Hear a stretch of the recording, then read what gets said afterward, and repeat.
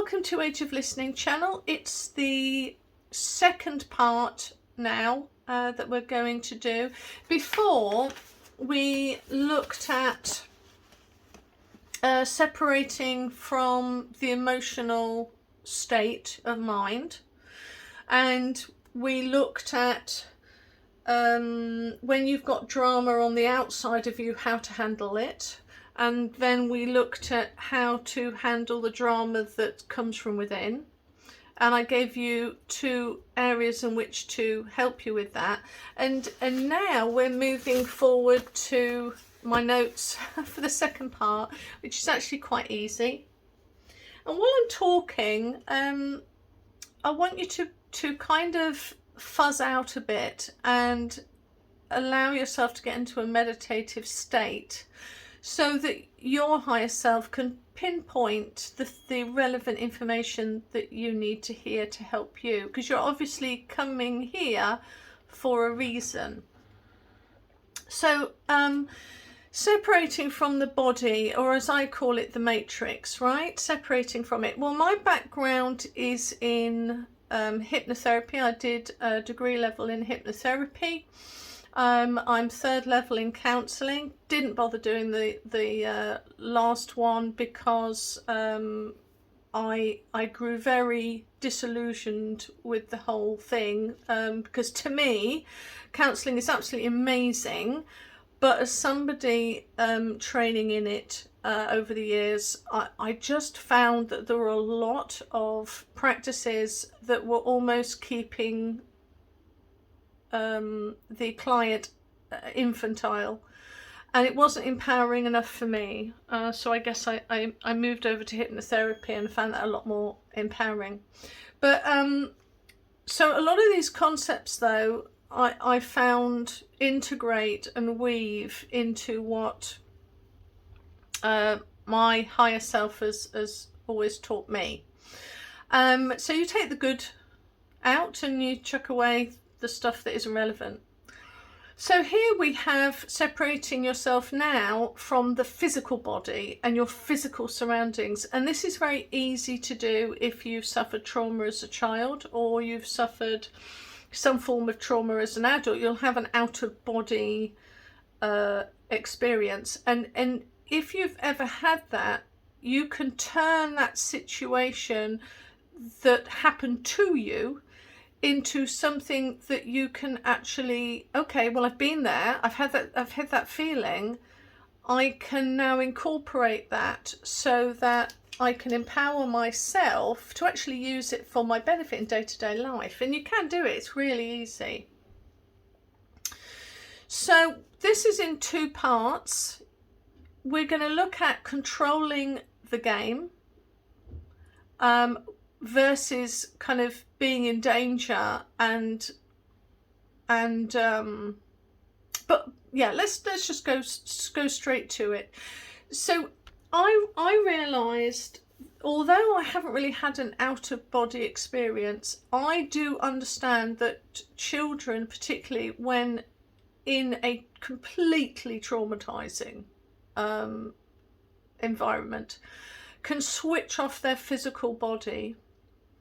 And often women who have been in a situation called, begins with R, they'll often talk about having to switch themselves off from the physical world. Now, believe it or not, that ability for you to be able to do that, no matter what the traumatic experience was, is actually what a lot of gurus, spiritual teachers do on a day-to-day basis. I don't know, I wasn't really taught it, I've just always been able to do it, so it's really difficult for me to explain it. And I was washing up today thinking, how do I explain this, kind of looking through the third eye and all of that, and it came to me, oh yeah, people do experience that. And they talk about it in psychology like it's a break. And I don't like that. I don't like the fact it's quite a destructive word, it's a break. I see it as as a way of stepping out of the matrix during that period, because your soul, which is connected to your higher self, that is the real you. What's happening in your physical body, that's just the matrix, bad as it is, but that's the matrix. And so the ability to be able to take yourself out of the physical realm and just go within, where I'm asking you to go within but now connect to your higher self, is a really healthy and magical place and magical thing to do. Very doable. And we talk about that a lot with hypnobirthing, and we spoke about that the other day in the other video, the last video, which I'll try and remember to put a link to, and you can press on the screen now. But that's a healthy way of letting your imagination take you out of your body and ignore the pain that you're going through in labour. But it's that same process that you connect with your oversoul too. And it's something you should practice, I recommend. So for instance, when you're on a beach, and you are feeling, you're hearing the waves, you're feeling the breeze on your hair, on your skin, practice disengaging from that, going to a place where you've got a loving, your loving higher self, your real you, basically, because I believe we're avatars of our higher selves. And practice disengaging from the feeling of the wind on your face and your hair blowing in the wind and the sun, you know, touching your skin. Learn to disengage from the sounds that are around you, but always do it with an aim. And I always say, always do it with an aim of talking to your higher self, right? Don't just leave yourself open to anything, but it's your loving higher self. Aim for that and picture yourself sitting next to them. Picture yourself in the healing room. I got that in one of my videos. I explained the healing room, and it was like there's like a throne room where you are sitting on this beautiful throne. It's covered in diamonds and it's gold with inlaid stones, and then all over the walls are beautiful and glittery, and there's a huge dome over the throne, and from that you're connecting to higher source. It's an imaginary way of being able to bring in your higher self to stand next to you and say hello, and through your imagination you can connect that way, in a very safe environment. So let me read my notes then that I wrote yesterday. Connecting with your oversoul, separating from your body. You can, and these are the benefits then, you can receive healing or relief. I did many times. You can receive relief or healing, complete healing, by doing this work, by practicing this work. If I've got, I mean, I had, before my hysterectomy, I had years and years of pain, and I didn't heal. No, we're all on a journey. I'm not perfect, and it was something I had to go through, I feel, but it would have been wonderful if I could have healed it. But I learnt lessons along the way, so I'm never going to be you know, have a go at myself for not healing myself, because there were so many lessons that I learned. But I was able to disengage my body from the pain, and I used my imagination to move the pain away from my stomach, and I moved it to a different part of my body, like my big toe or a finger or something smaller. And then I learned in hypnotherapy that people do that. That is a thing. You can do that and move it to a little finger, which is a lot more of a manageable pain. And then you tell the client, just rub your finger, and the pain will, the more you rub it, the more it will decrease. And before you know it, it's gone. It's amazing, the power of the imagination, which is why I think we're in a simulation, because you only experience, you know, you can have life happen to you, but you can alter your environment and your condition anytime you choose to. But there have been people that, you know, when you picture cancer getting smaller and you've got a really great client who's really good at using their imagination, and they are able to shrink the cancer themselves just by using various tools of the imagination in whatever way works for the client, which is powerful for the client, because it has to be powerful. The client has to really be able to really picture that particular health problem disappearing. So it's there's if I was to sort of say to all of my clients, right, I want you to imagine that it's shrinking, that won't work on everyone. Sometimes I have to say to them, right, I want you to imagine that the cancer is shrinking by you turning on all your white blood cells. Can you turn them all on now and just picture them swarming this cell and or this fibroid and just eating away at it, you know? And can you picture it getting smaller? And some of them are going, yeah. And others I have to use different methods. You know, it's all, as long as the client believes it, then it will work.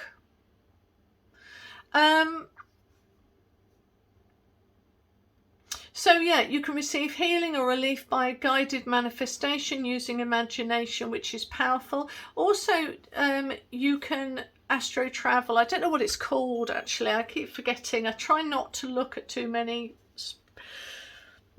kind of spiritual community things. But you can leave your body and go traveling. If you can learn to separate yourself from your body and use that imagination, you can do that. And I've done that, and it's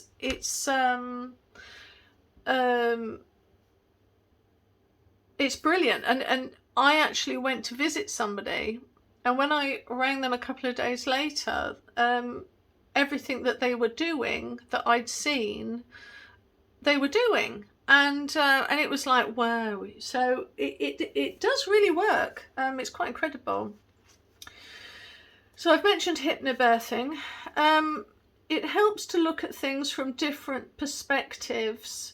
Yeah, so I found that when I can separate myself from my body, and I'm using that as part of my conversation with my higher self, whether I'm in front of a client or whether I'm just intrigued by something, it's like time stands still, and it's like I'm getting a really good picture now. You know, if you shine a torch into a room, or rather, you know, when you're sitting down in your living room and there's the sunlight comes into the living room from the window, and you see the dust in the air, which is kind of all of our, you know, dust is us.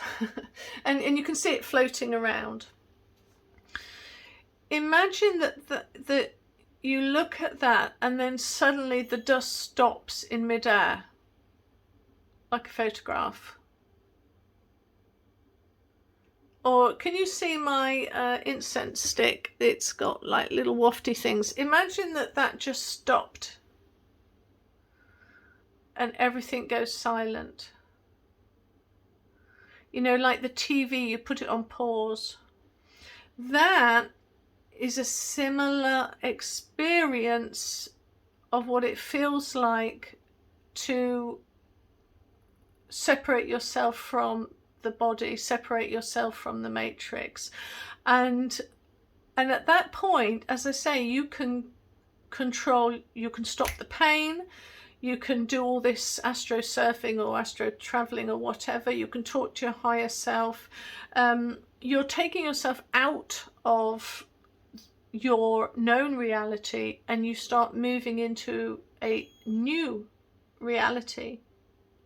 And so because of that, you're able to look at the situation from a different viewpoint rather than looking at it from within the situation. You're able to step back. And lastly, when we detach from the body, we see more of the similar thing. We see more of the reality of the situation. And that's why if I'm in a room, which I very rarely am at the moment, but if I'm ever in a room and drama kicks off, I go within. And when I talk about going within, I'm doing that. I'm separating myself from my body, which is what traumatized children do as a norm. But I'm separating myself from the physical so that I can work out what on earth is really going on instead of being part of the problem. This is really why a lot of traumatized children either say that they've become empaths when, well, no, not really. What you've done is you're hypersensitive and you're on alert. And I talk about that in the other video. So this is my golden place. This is the place where it all kicks off. And as I say, if you can practice being on that beach and focus not on the physical here and now, but learn to start taking yourself away to a totally different place, you'll find it's very powerful. You could practice being on a hot beach, close your eyes and picture yourself on the top of a cold mountain. Picture feeling the cold breeze. Picture the ice under your bottom. Picture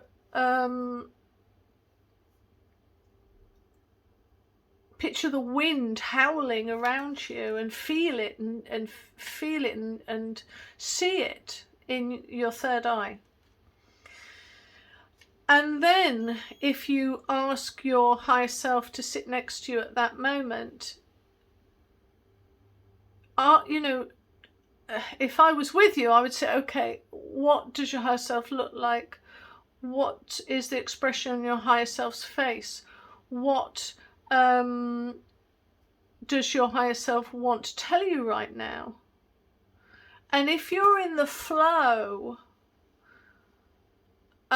you will connect and you will be able to have that conversation. And if you do that enough, you'll be able to get in that zone within a few seconds if you practice it enough. Now, so let's go to the opposite way then, when you're in fear. So this is controlling the game. This is not being in control. of the game when you are in fear. And I split it up into 2 modes, which is the defense mode or the why me mode. Having been I'd say a spiritual life coach for many years now, I encounter the why me mode more than I do anything else. And I get clients who come to me and they want me to fix them, when actually it's not me that needs to fix them. They need to fix them. I'm just showing them the way. And until you get out of, we all get into a feel sorry for ourselves stage. We all get that. I'm not at all, you know, it's part and parcel of sometimes having a crummy life or having a crummy stage, you know, that we're going through. We're always going to feel that. But there are people out there that are stuck in the why me, and you're not benefiting anybody, including yourself, while you're in that stage. You have to get out. And it all stems from fear, because when you're in the why me mode, you're feeling out, you're fearful that it is uncontrollable, you're fearful that you can't change anything, you're fearful that the whole situation is hopeless, and there's nothing you can do about it. Or when people are in fear, they are in defense mode. They are defensive. They are always looking for whoever's out there to attack them in whatever way, or get something from them, or, you know. So let's go and have a look then at what I wrote a couple of days ago about this. Yeah, so feeling things are out of your control. You see attacks everywhere. Your fear brings into your reality what you fear most, absolutely. If you see a pattern, then investigate what it is you fear. Right, so I saw a brilliant show on Amazon. It's this country gent something, canals. Anyway, he kept having awful things happen to him, and he was in why me mode, and he was getting physically attacked. I mean, just random things were happening to him, and he was perplexed, and he was like, why is it me? Why is my boat being attacked? Why am I being attacked? He was actually put in hospital at one point, nearly died really from an attack. I mean, it was just literally awful. And he was going, why me, why me? And that's because he was in the why me mode. But it was also because he was living in the matrix. He didn't feel that he had any control of his life. He was walking around as a victim. And so the simulation that we live in just reflected back to him what he was feeling, which was fear of being attacked. So if you put out you're fearful of being attacked, you're going to get lots of situations to be fearful of as you're being attacked. It's just the way it works. And when you see a pattern in your life, you have to, this is an opportunity for you to go, right, what is it that I'm putting out to the universe that I keep getting back? So, if you're in a situation where a lot of relationships, so I'll give you, for instance, I get a lot of relationships with people that are narcissists, and to be honest, they don't affect my life that much anymore, because actually what I'm learning about is I'm learning a lot about narcissists, and it's really useful. Now, years ago, it was awful. You know, I felt like I was being attacked left, right and centre. My dad was a narcissist, and you know, and I was the victim.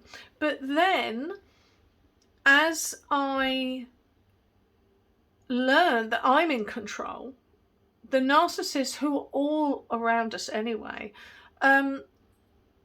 they would still come into my life like they come into everyone's life. But instead of being a victim of it, because I was now aware of what narcissism is, I was aware of what psychopaths are, I was just learning different spectrums of narcissism. I was learning different spectrums of psychopaths. It was interesting, not that I go looking for it, but I'm able to look at the nuances now, and instead of it affecting me, it's actually slightly amusing, but it doesn't have a hold on me.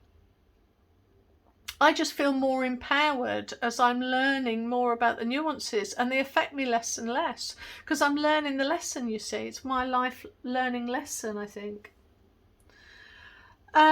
And so it's decide to release this fear and choose to alter your perspective, and the fear of danger and its echoing effect by the universe reflecting it back to you will lessen. And which is what I just said, so great. And I put down here motorway story. So I was driving down the road on a busy motorway, and I started getting this panic of, oh gosh, you know, I hope this car makes it home. The car wasn't giving me any sort of indication that there was anything wrong, but I just got this really nagging feeling of fear. And so I did what I always do, which is, nope, this car's going to be great, this car's going to get me there. I'm not going to listen to that negative viewpoint. And I presumed it must have been some sort of problem with me. So I just redirected my thinking into a more positive way. Then I'm climbing up this hill on the M25, and there was a huge lorry on the inner lane, and I thought I'll get past it. And oh yeah, before that, my guide, in spite of me being positive for about 5 minutes, my guide said to me, you need to find a hard shoulder and stop the car. So again, I ignored it because I'm an idiot. I ignored it, and I thought, well, I didn't ignore it, but I just listened to it but thought, yeah, it's probably me being negative still. I still haven't worked out, you know, I'm just not being positive enough, you know. So I noticed that there was a hard shoulder, but there was several large lorries by the hard shoulder, so I had to get past them. So as I sped up a little bit on the accelerator to go past them and get onto the inner lane, just in case, I noticed the second I started to do that, my car wouldn't change gear. It wouldn't go up to fourth gear, fifth gear. And it was stuck at 60 miles an hour. And I thought, oh, holy moly, I think we are in trouble. So anyway, it took me about 4 minutes to gradually get my car up, as the lorries couldn't make the hill either. And they were dropping down to 55 miles an hour. So I managed to climb up and get into the inner lane. And as the minute I hit that inner lane,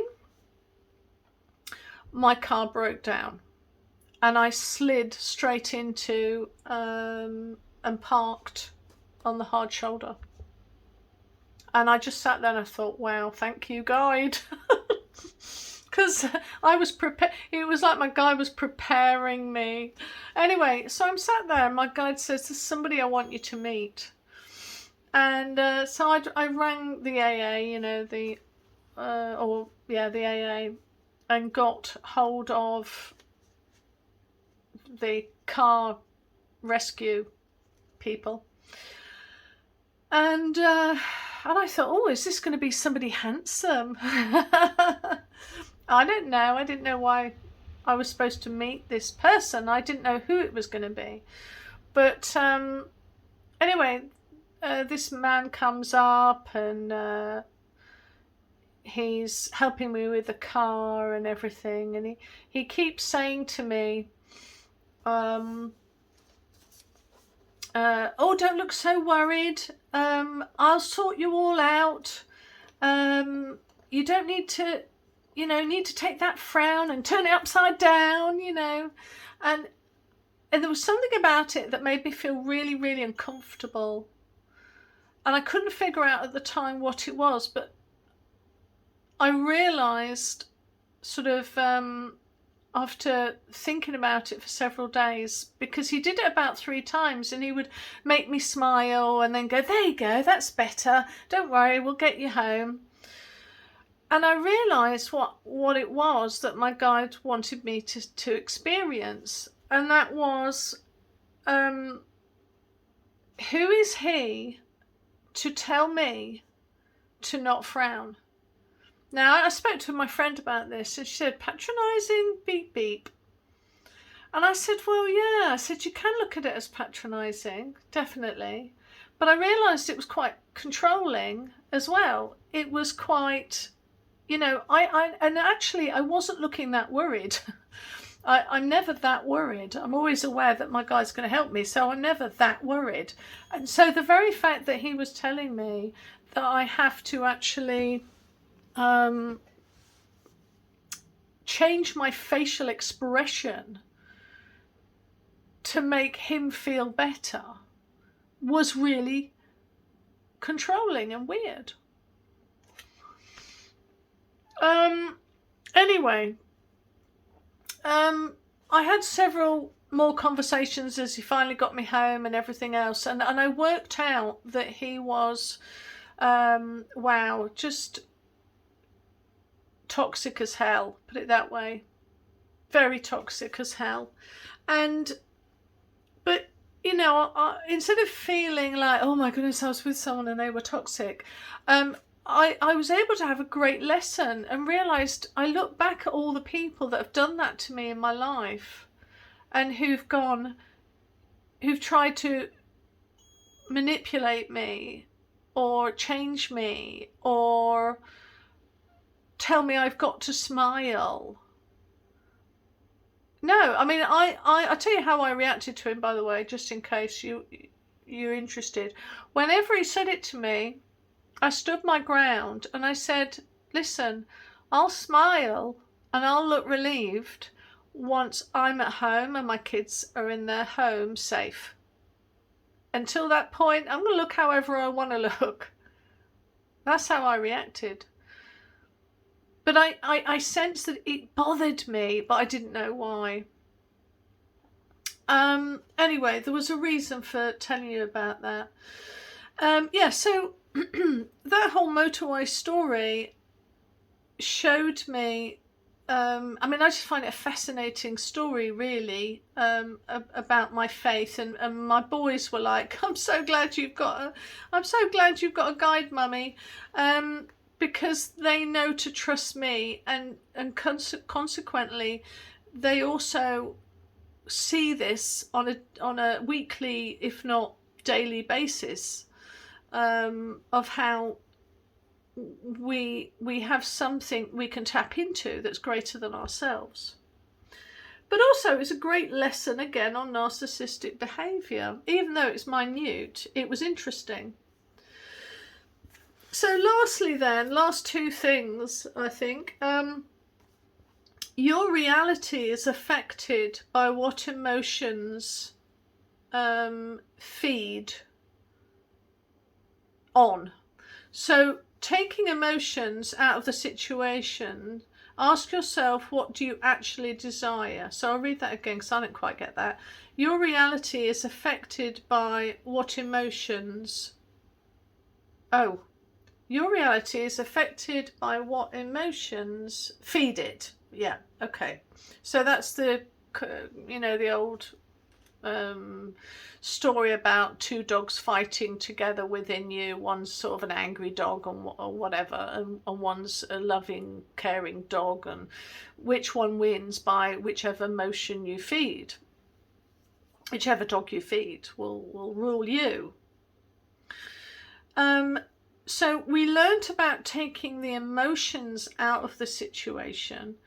I'm now asking you to take yourself out of the situation. Don't just see everything as this is your reality, because it isn't. I mean, I was beginning to realise that my guide was my higher self. I think I was about 14 years old, and I began to realise that whenever I asked, and I called it the Holy Spirit or Jesus, I think I thought it was Jesus at the time when I was 14.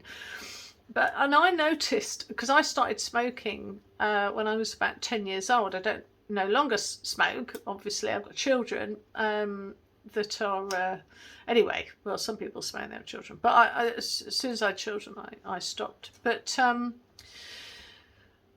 when you, I would sort of sit there on the park swing, and I'd ran out of cigarettes, and I wanted a cigarette, and I asked cheekily Jesus for a cigarette, and then I looked next to me, and there was a single cigarette, and this happened numerous occasions, next to me on the next swing. It was just sitting there, brand new, untouched, just there. One time I was on a bench and I asked for cigarettes, or a cigarette, and I asked Jesus to give it to me, and next to me appeared, like, because it wasn't there before, a whole pack of cigarettes. And at this point, one, I was grateful, but two, I was thinking, this isn't Jesus. I don't think Jesus is going to give me a pack of cigarettes. But it started to make me realise that what we're living in is a matrix of some sort. It's some form of, it's not reality. The reality is where our higher self is. And our higher self isn't this spiritual angel floating around. It's an actual physical, real us sitting somewhere quite solid. You putting an essence of themselves into a program that is learning about situations and how to deal with situations via our avatar, by their avatar. Because you can change anything. Our higher self can program, put something in the program to see how we react. Do we conquer? And there may be a lot of you that go, God, my life's crap. Why would I ever do this to myself? Well, you'd be amazed. I mean, we do things to ourselves and sabotage ourselves constantly. So why would our higher self, the real us, not put into a program that we go through something horrific just to see how we'd react in that given situation? I mean, I know of one person who shall remain nameless, but all through, and I've seen this, by the way, loads of times before, who sort of thought or fantasized about a child. She was pregnant and a child being disabled. And she mulled it over and she kind of fantasized about it. Now, she wouldn't say the word fantasize. She would say, let herself overthink on a fear. And that child came out disabled. Now, I'm not blaming her. I'm not, I'm saying we do these things. I did it. I pictured myself having a crash, and then when I was about 26 or something like that, and then I had one, like, gosh, 30 seconds later. It's like you can't, what we think on, we bring in. Now, if we sabotage ourselves that bad, do you not think there's the real us outside of this avatar situation who's actually going, cool, I wonder how we'd react if we were put in this situation? Or is it a case of, I need to learn because the situation that our higher selves are in is so sterile that in order to progress they need to learn through the gamut of emotions by putting their avatar into situations? That's how they're learning to gain wisdom. I don't know. I don't know that yet, and half of me does. I think when I'll need to know that, I'll know it. But the pictures and the astro sort of little amount of astro surfing or traveling that I've done has shown me through pictures that that's what it is. We're in some sort of not spiritual, we're in some fishbowl being looked at and investigating, and the decisions we make on here, in here, that is what they are gaining greater wisdom. But you can't be angry because it's you doing it to you. I know it's way out there, but that's what I've been taught, and you can tell that because if everybody had, like, I died and went to hell, we'd all have the same vision of hell, but we don't. We died and went to heaven. We all have different variations of heaven, but it's all within the context of your culture. So, for instance, I met Jesus. Do I think I actually met Jesus? No, because I think if I was Indian, I'd have met whatever that God it is that they listen to. I'd have met him. So so within the matrix that we call reality, surely there is only one God, surely, but there isn't. People are having supernatural, what they call supernatural events, meeting their maker. But that maker's only fixed to the culture that they're within. Anyway, I've slightly gone off on a tangent. So the last bit,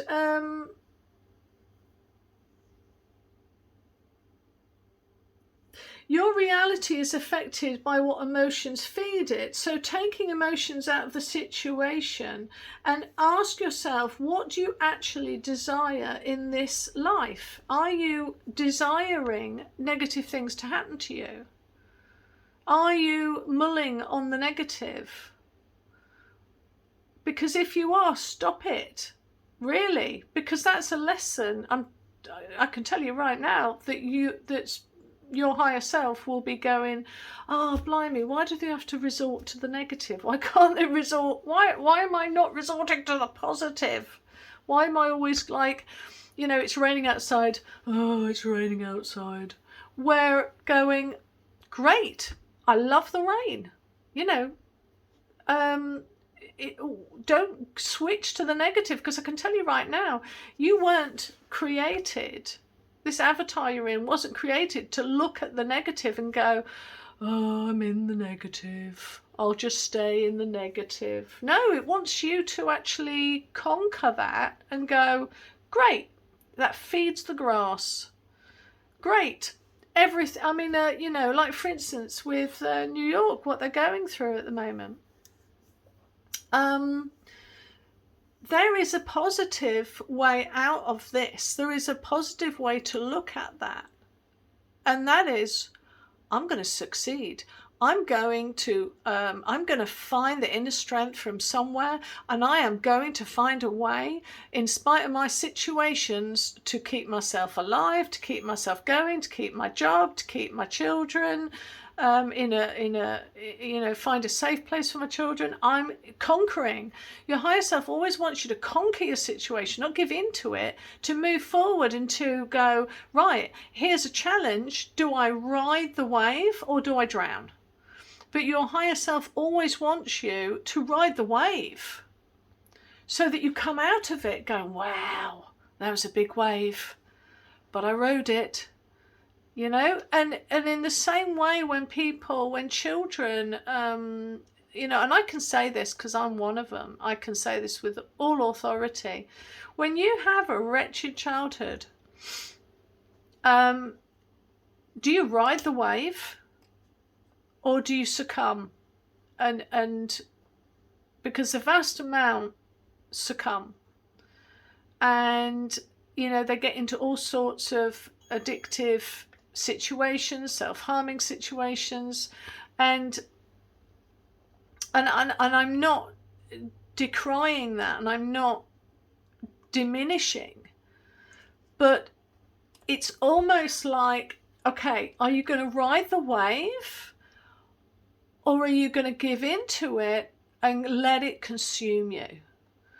And I have a fighter spirit, and there's been many times I wanted, it'd be so much easier for me to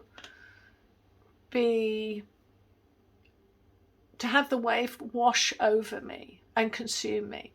But instead, I've decided, always have done, because I always knew that my guide wanted that for me, was to, okay, here's the wave. Are you going to ride it and come out of it stronger and more understanding and more knowledgeable, and get that fighter spirit and become at peace eventually with the situation and help others?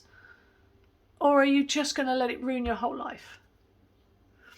And I knew my guide always wanted me to be up for the challenge, and that's how I've always done it. And so, so for what do you actually desire in this matrix we call life? Do you want to be rich? Or is it that you don't want to be poor? Because if you want, I want to be rich, well, what's the motivation for you being rich? Is the fact that you want to be rich is because you actually fear being poor and staying? Your fear is in staying in the situation that you're in now. Because if that's what it is, you'll just get more stuff keeping you where you are. But if you genuinely want to be affluent and and prosperous, then you'll do it because you want you love the idea of freedom, you love the idea of adventure, you love the idea of trying new things out, and you just can't wait. It's going to be brilliant. You're excited by the small things, and you're just positive. That money will find you. The matrix will be reflected back to you, all that positivity. But if you are wanting to be rich because you fear deep down of staying where you are, then the universe will reflect back to you that fear of poverty, and everything will be in agreement to that. So hopefully I've done it now. I mean, look, I'm just going to give it to you. Whoever needed to hear this, let them hear it. And I just hope it blesses whoever needed to hear it. Okay. All right then. Bye.